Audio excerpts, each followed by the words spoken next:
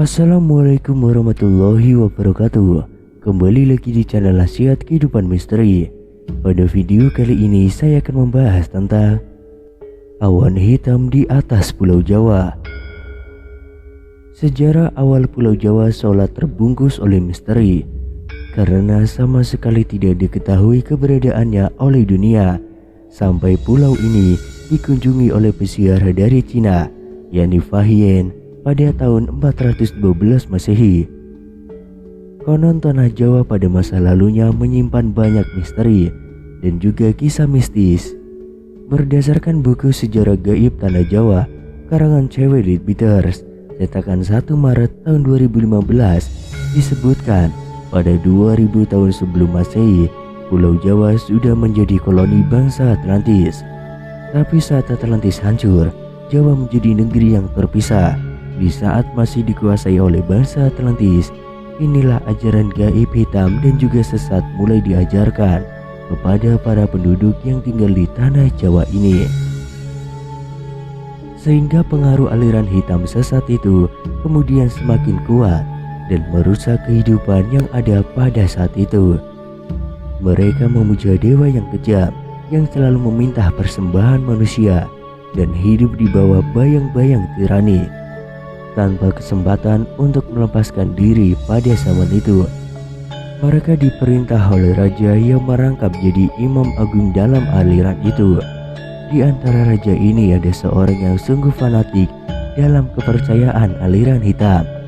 Sang raja memiliki keyakinan bahwa hanya dengan menjalankan praktik kepercayaan yang mengorbankan darah setiap hari, maka wilayahnya dapat diselamatkan dari kehancuran.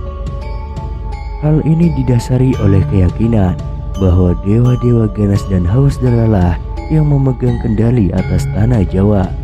Pada saat itu, para dewa telah membuktikan kekuatan dahsyatnya dengan letusan gunung berapi secara berulang-ulang dan juga bencana-bencana alam yang lainnya. Raja tersebut lalu memutuskan untuk melakukan sebuah pemagaran gaib demi untuk menjaga dan memelihara perlindungan atas tanah Jawa. Salah satu caranya adalah dengan praktik ilmu gaib dari para ahli sihir. Hal ini sesuai agar kelak semua sesembahan darah pada dewa-dewa haus darah yang bercokol di seluruh tanah Jawa tetap dilanjutkan di sepanjang abad-abad yang akan datang. Demi terwujudnya maksud itu, ia kemudian menciptakan mantra yang sangat kuat di atas tanah Jawa. Aliran hitam yang dianut oleh raja tersebut tidak akan lenyap selamanya. Efek dari hal itu masih dapat dilihat baik secara etis maupun astral dalam bentuk awan gelap yang besar yang melayang-layang di atas Pulau Jawa. Awan hitam ini anehnya kelihatan seolah-olah seperti terhambat pada titik-titik tertentu, sehingga tidak lantas terbawa oleh angin dan tempat tinggal pada tempatnya. Titik-titik lokasi awan hitam ini sengaja dinetralisir oleh raja dekat dengan kawah-kawah gunung berapi. Salah satu alasannya adalah karena kawah-kawah tersebut biasanya ditempati oleh beragam jenis makhluk-makhluk halus, sehingga makhluk-makhluk gaib itu dapat diperintahkan oleh sang raja. Kemudian pada 1200 tahun sebelum Masehi terjadi invasi secara damai terhadap Pulau Jawa oleh Raja Vasvasvastamanu yang beragama Hindu. Mereka datang secara damai dan tinggal di pantai dan pada akhirnya membentuk kota perdagangan kecil yang independen. Seiring waktu, kekuatan para pendatang Hindu ini semakin meningkat pesat dan akhirnya menjadi dominan dalam komunitas. Akan tetapi, walau agama Hindu telah diterima oleh penduduk, namun dalam kenyataannya, pemujaan lama terhadap ajaran sesat tetap dilaksanakan dan praktik ilmu gaib malah semakin menjamur. Melihat kondisi tersebut, Raja Vasvasvastamanu yang berkuasa saat itu meminta untuk mengirimkan ekspedisi ke Jawa pada tahun 78 Masehi. Ekspedisi ini dilakukan untuk menangkal pengaruh buruk dari aliran sesat yang sudah membumi di tanah Jawa tersebut. Pemimpin ekspedisi ini dipimpin oleh ahli spiritual yang bernama Haji Saka atau Sakaji. Haji Saka ini sangat memahami tugas yang diembannya. Haji Saka lalu menanam benda yang berdaya magnet kuat yang telah dimantrai di 7 tempat di Pulau Jawa untuk menyingkirkan pengaruh aliran hitam dari tanah Jawa atau tumbal bagi tanah Jawa. Untuk tempat dan tumbal atau jimatnya yang paling penting dan kuat, Haji Saka memilih perbukitan yang mengarah ke Sungai Progo, tempat yang sangat dekat dengan titik Pulau Jawa.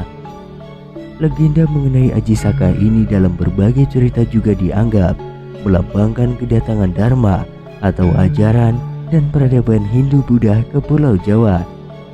Akan tetapi, penafsiran lain beranggapan bahwa kata Saka berasal dari istilah dalam bahasa Jawa, yaitu Saka atau Soko, yang berarti penting pangkal atau asal mula. Maka namanya pun bermakna raja asal mula atau raja pertama. Mitos ini mengisahkan mengenai kedatangan seorang pahlawan yang membawa peradaban tata tertib dan juga keteraturan ke tanah Jawa. Karena Haji Saka mengalahkan raja jahat, yaitu Prabu Dewata Cengkar, sang penguasa ilmu hitam yang kala itu menguasai Pulau Jawa. Legenda ini juga menyebutkan bahwa Haji Saka adalah pencipta dari tahun Saka, atau setidak-tidaknya raja pertama yang menerapkan sistem kalender Hindu di tanah Jawa. Tumbal Haji Saka untuk menangkal kekuatan hitam ini pun bertahan hingga beratus-ratus tahun kemudian, hingga sampai pada keadaan di mana jin kembali berkuasa, hujan darah di mana-mana, dan bencana merajalela. Pada zaman ini, berkembanglah beberapa aliran ilmu hitam di Pulau Jawa, diantaranya kejawen, klenik, dan juga kebatinan. Lalu pada awal abad ke-13, datanglah Syekh Subakir, seorang ulama yang dikirim oleh Kesultanan Turki Utsmaniyah ke tanah Jawa. Syekh Subakir adalah seorang ulama besar yang dikirim untuk menumbang tanah Jawa dari pengaruh negatif makhluk halus. Syekh Subakir adalah seorang ulama besar yang dikirim untuk menumbang tanah Jawa dari pengaruh negatif makhluk halus saat awal penyebaran agama Islam di Nusantara, karena Syekh Subakir tahu kondisi Pulau Jawa banyak dipengaruhi oleh unsur gaib yang sangat mengganggu. Lalu Syekh Subakir membawa batu hitam dari Arab yang telah dirajah, kemudian dengan karomah yang dimilikinya, batu hitam dengan nama Aji Kala Cakra tersebut dipasangkan di tengah-tengah tanah Jawa.